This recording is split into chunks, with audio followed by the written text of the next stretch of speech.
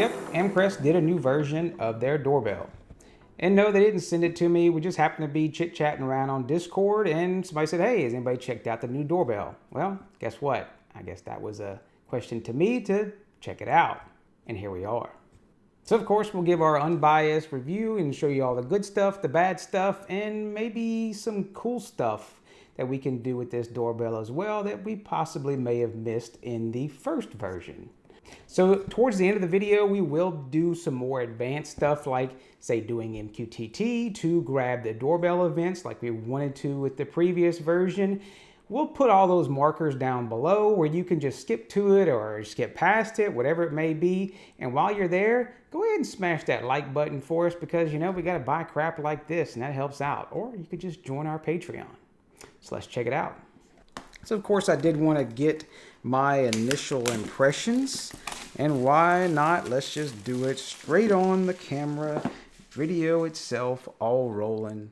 It pretty much looks like the same size box, and I'll try to keep stuff in frame as much as possible. So pretty cool so far. It looks kind of like a remote.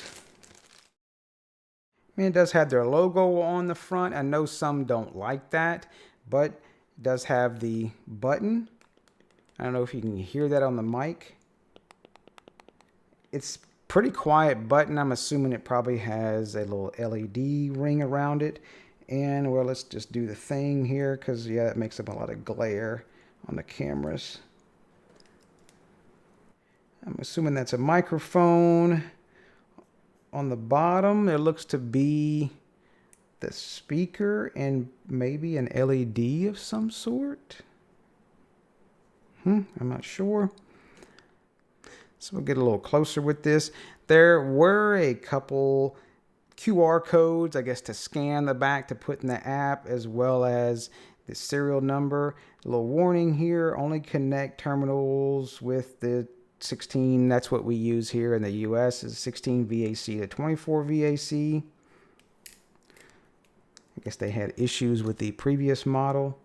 There's, it's like micro USB. Not sure what that is for, but we'll see what that is. And the reset, and looks like micro SD. Yep, so that's where you're going to put your micro SD card for your local recordings, as well as the reset. You don't have to pop this apart like last time. I do appreciate that. So it looks like this is kind of an all-in-one type deal. So let's see what kind of mounting hardware we have. Warranty, smart home. Yep, do your deal. How do we install it? Maybe we'll look at that in a little bit if it doesn't come off as being easy. Get your typical stuff. Looks like a little reset, like almost like a SIM card tool. Here's your screws. This is going to be, this looks like the same thing, the little chime kit that you put on your doorbell. And yeah, that's definitely install that because it could cause some issues where like humming and type things on your doorbell. That will resolve that. Different wires to plug in. Man, no Wago this time, Amcrest? Come on. You introduced people to Wagos. Even gave us a drill bit, which is a masonry bit. Do we get a wedge with this one? Do we? Please say they did. 'Cause that was one of the issues I had. Yeah, there's a little wedge to it, and there's, it's like a wedge that goes down, so you can have it facing down or up, or maybe, I'm assuming down. You wouldn't want to be looking up. And then like you get a flat one. Okay. So how does this go on? So just read the book, Travis. Just read the book. No, we're not going to do it. No. So this has to go in here apparently first. It's the only thing I could find that had these that fit those notches. So this will go in here. I may have to take my sticker off. This must be for that, what that tool is. Yep. You can't get it back off. It locks in. So that's the way somebody can't just come over and take your doorbell off. But I guess if they have a little SIM card looking tool, it'll pop right off. We'll need that guy. Cool. I do like that they're doing this instead of the other way with the little Torx screw. It was kind of a pain to deal with, and they didn't have any wedges, and then you were trying to find something on Thingiverse and then get somebody to 3D print something for you and then trying to deal with it. And yeah, I do appreciate that they've done this go around. But no Wago, come on. That was cool. So let's get this thing powered up and let's see what happens here.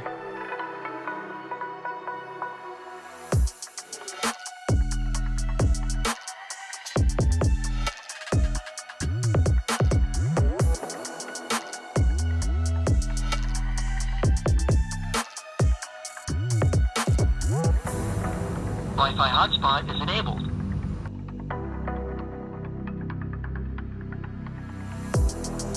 And don't forget, we'll leave all the links for where you can pick up your cameras or whatever product you want.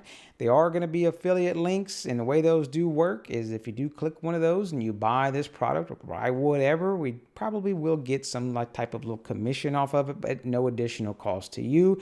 And we do appreciate it. It helps bring products like this to the channel. And maybe even helps buy a couple things for the kiddo to record some of his cool adventures and bring them to the outros. So yeah, you can see I still haven't painted my block of wood that I had to put behind my front doorbell. Say that 5 times fast. I had kind of the same issue on my rear door, but I haven't really had to do that and fix it or anything. I just don't need IR because I have a lot of light on my rear door. So if you are installing one of these doorbells brand new, it's your first one, do make sure that you do have a proper transformer that does power your doorbell. Because when I installed my first one, well, they didn't go too well. I had that constant ringing noise. And one thing, speaking of bells, I know on the first version they had it backwards where you had to put digital bell even though you had a mechanical bell, but this one did fine. I went ahead and chose the mechanical bell like I had with the little striker, the typical one. And when you push the button, it rings just fine, rings the doorbell inside. So what were the bad things? And no, we're not going to hide everything towards the end. The very first thing I had was when I hooked it up on the desk with a proper doorbell transformer, it only lasted about 5 minutes and the thing just died. It wouldn't work anymore. I tried all kinds of stuff. It was just dead as a doornail. Swapped it out, got a new one. This one has been installed for several days. I've had 0 issues with it. It's been used many times over by myself, by the kids. We've just tried to kind of, beat the hell out of it somewhat, but we're not physically, but just pushing the button a lot and using it, and I haven't had any issues out of it. Now, they did away with the PIR sensor. From what I found, there's no PIR sensor. I did cover the camera with some black electrical tape, and yeah, then I got goo all in the lens, and that was fun to clean off, but hey, I did it for you guys and gals. There's no PIR. It's just going to base the motion off of the video itself. Now, I'm assuming they did that because they added that cool feature is the human detection, or you want to call it the person detection, whatever term you want to throw at it. And I know you're already thinking, well, that just sends stuff out to the cloud. I don't want everybody that comes in the door. I did block this from the internet, and I wanted to make sure that I would still be able to see the human alerts locally, and I did. That was pretty cool. Now, of course, I wouldn't get it in the app, and then you can't attach to it in the app, but that's understandable when I did block it from the internet. It's a very cool feature for having a local AI and just get human detection. Because I'll be honest with you, since I installed this, I turned off motion detection. I can care less about all the other stuff and car lights going by, even though I turned it way down, or bugs or whatever. Just show me the people. So kudos to Amcrest for doing the person detection. And I don't really see that advertised on their listing, which they're missing the boat on that. Now, of course, we are going to use this with Frigate, so maybe we may not have to use that, but hey, let's just have double person detection, right? And on the geeky side of things, if you do have a 5 gigahertz network, and no, don't confuse 5G and all that. The 5 gigahertz network from your Wi-Fi router, if you do have separate SSIDs for it, or if maybe you just have them as the same, it's going to not use as much as your bandwidth and bog down your Wi-Fi because you have more of a wider pipe typically on 5 gigahertz. But the signal may not be as good, but this thing will switch between 5 gigahertz and 2.4 gigahertz and fit everyone's needs for Wi-Fi. Pretty cool there. I haven't had any issues with feedback or audio issues or volume. Everything worked well. Dad, can you hear me? Just like the previous model, and we can talk back and forth without any issues. So checkbox there. I haven't had any reboot issues, or I know I've heard people talking about where they'll just hear it saying connecting to network, and I haven't heard that either. So it's been running great, and I record things from Blue Iris and use Frigate from it without any issues, as well as using the app. So it's a very versatile camera. The only little nitpick thing I can say is I really needed to turn on wide dynamic range, and that's WDR. That's going to give us more contrast, especially when you have a lot of light like I do in my yard, and then you have someone come up close to the camera, and then the camera's trying to adjust. Well, that wide dynamic range will allow you to see faces better. But one thing it does tend to blow out some of the stuff in the yard where there's a lot of light. But on a doorbell camera, you're probably not wanting to look at the yard much. You should have another camera. But one cool thing that they should do, I don't know why Amcrest doesn't do it. Here, if you're Amcrest, you're listening, modify your app and fix this. You should be able to go to the video settings and allow us to control the gamma, the brightness, the contrast, the saturation, your typical stuff, as well as change the gain on the WDR. I know you can do it because if you're careful, you can use the IP config tool and modify some of the settings on your camera itself, as well as you can change some of the frame rates, the bit rates, etc. And well, we'll get towards the end of the video and maybe we'll show you that, but I will be careful. I have heard of people making their previous Model 1 cameras bricks due to that app, so be careful with it. So if you don't do any home automation stuff, hang around. You may see some really cool stuff and get you into it. So the technical specs, not going to go over them and bore everybody. They're right there. And you can just go ahead and pause the video. We'll also leave the link for all of this in the description. So one thing I did want to question, and maybe Amcrest can kind of answer on this, is the operating temperature. It does say 14 degrees. That just doesn't fit a lot of the US. I mean, even in the South, we've gotten down just last year around that temperature, and I don't know if it would have worked then. We didn't have power, but that's a whole nother deal. So I did notice that also the power input on this one is 16 volt to 24 volt AC, plus it does the DC voltage. I don't remember if the last version did that. But other than that, pretty decent specs for a doorbell camera. While I was looking for something else, I stumbled upon this, and well, we're going to stick it in the video. And I'll have to put a note to correct myself, for I was kind of bashing Amcrest a little bit. So here's where you can adjust those video settings. And it is supported by Amcrest, which is a good thing. It's free software. You do need to download it to your computer.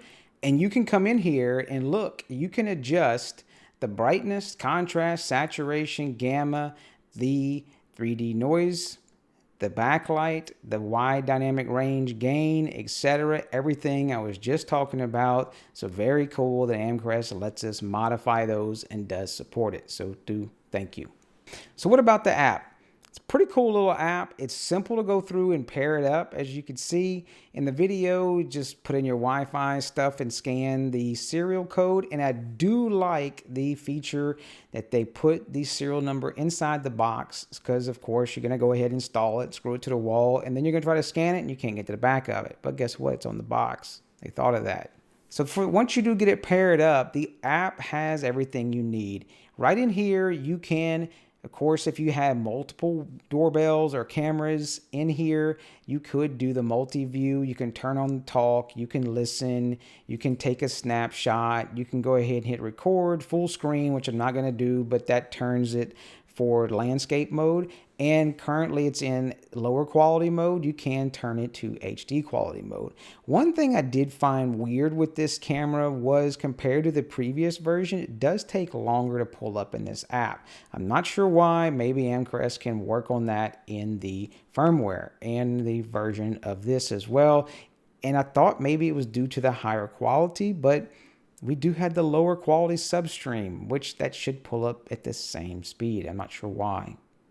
This one does have the siren. You can click the button, you can turn on the light. It does give you some little warnings.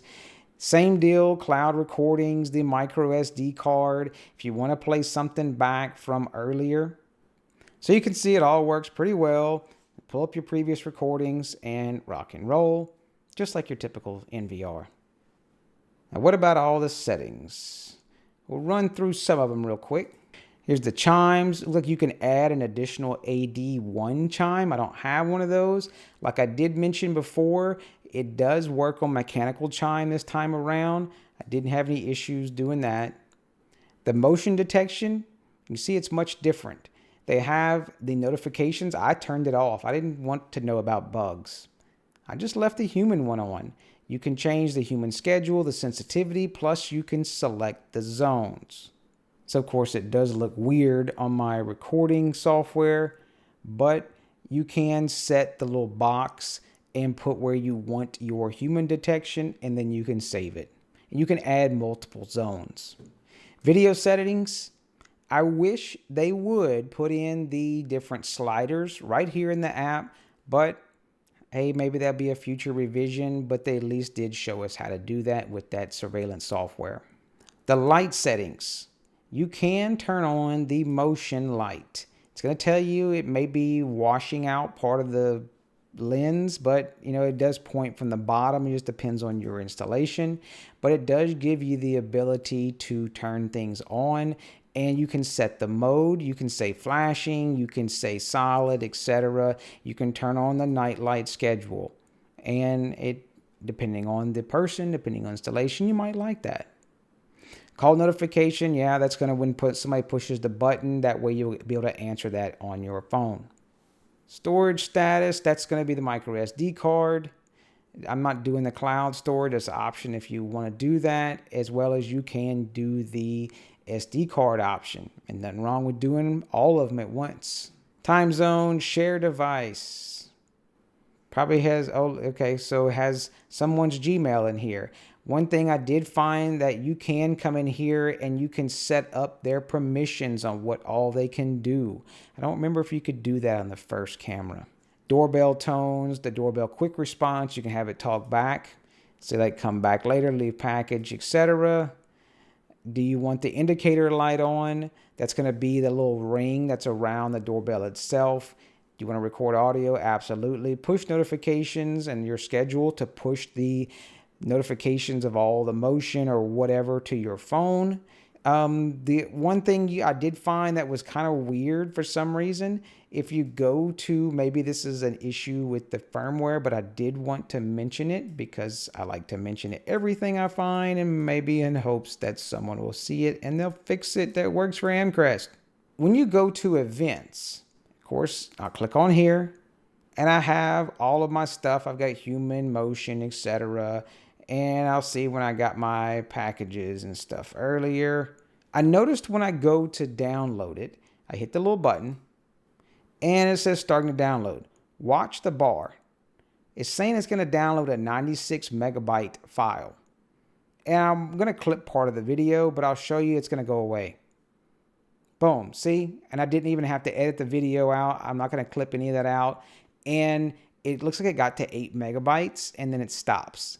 Not sure why it's doing that. I'd want to download the entire video because if I wanted to share something or upload it to Google Drive to somebody and send it to them, I want to be able to download it remotely.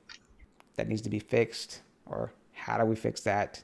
So all in all, the app does work pretty well. They just need to work on that speed of getting this newer camera into the app itself when you pull it up. Now, I have had questions before where people, hey, I contacted Amcrest and they said that let's not use Amcrest cameras with third-party NVRs such as Blue Iris or whatever it may be. That is true. Think about it. They're going to want you to buy their product so they make additional money, and then it's easier for them to support because it's their NVR with their camera, so it just makes total sense. But Amcrest even lists Blue Iris a lot of times, even in the listing, to show you that you can use Blue Iris or whatever other type of product with their camera. It just makes sense. They get more sales to people like me. And check this out. Right here, how to set up the Amcrest Wi-Fi doorbell in Blue Iris. Right on their website. They go through and tell you exactly how to add the camera to Blue Iris. It's all right here. I'm going to leave the link for it. Guess what? I don't even have to cover it. It's going to be right here, already ready to go straight into Blue Iris so you can get your doorbell right in there and ready to go. Now, if you're wanting to use this with any other type of different NVR or whatever it is, software, even VLC, whatever you want to do, it does support RTSP. And they give you the exact links to use it for either using the mainstream or the lower resolution substream. And you can even use the little snapshot URLs as well to grab a JPEG file from it.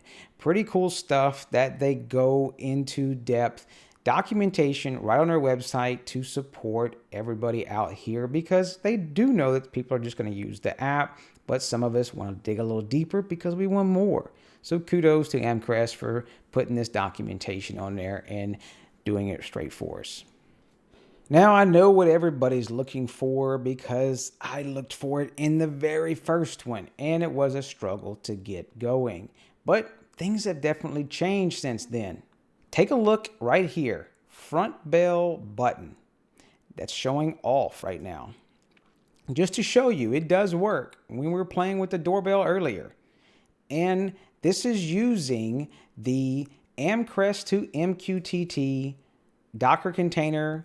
It's pretty simple to set up. I don't know if they have a Home Assistant like add-on, but if you have Portainer or you can install Docker containers, or like myself, I did for the Unraid users.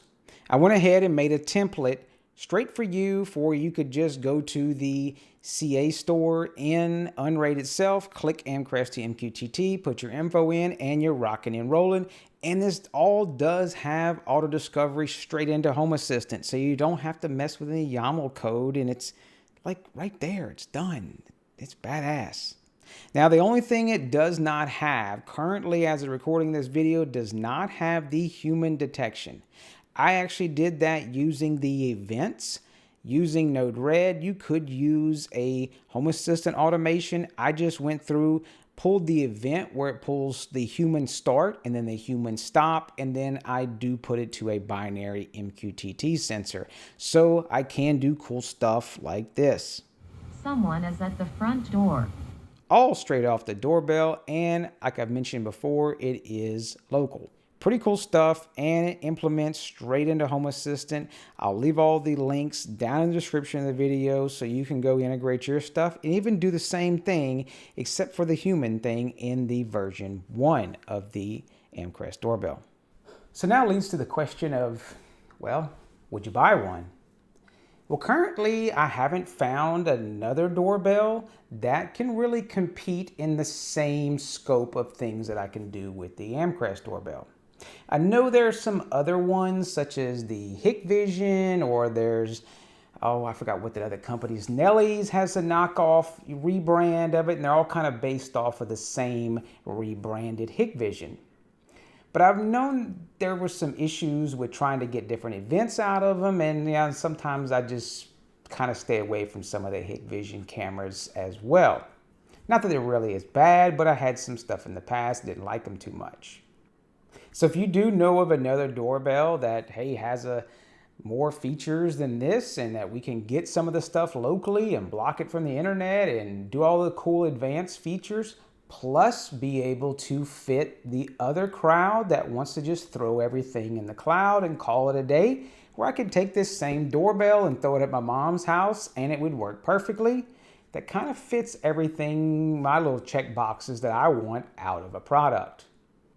And while this one may not be perfect, it definitely does check a lot of those boxes, and we do kind of have to shove some of those other boxes in to get some of those events, but at least we can get those events locally without having to rely on the cloud.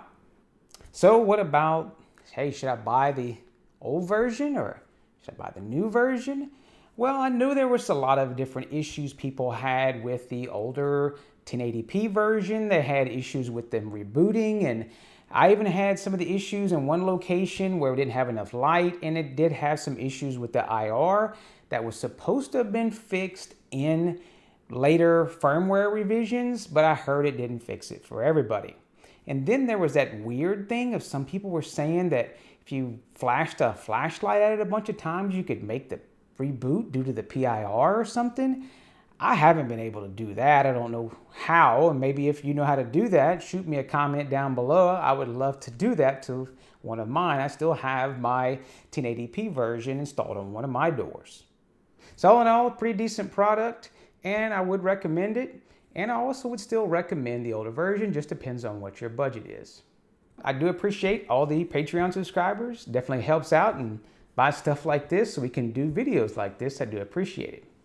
And smash all them buttons down there, and y'all take care. Just chilling, bro. Hey, bro. Just chilling.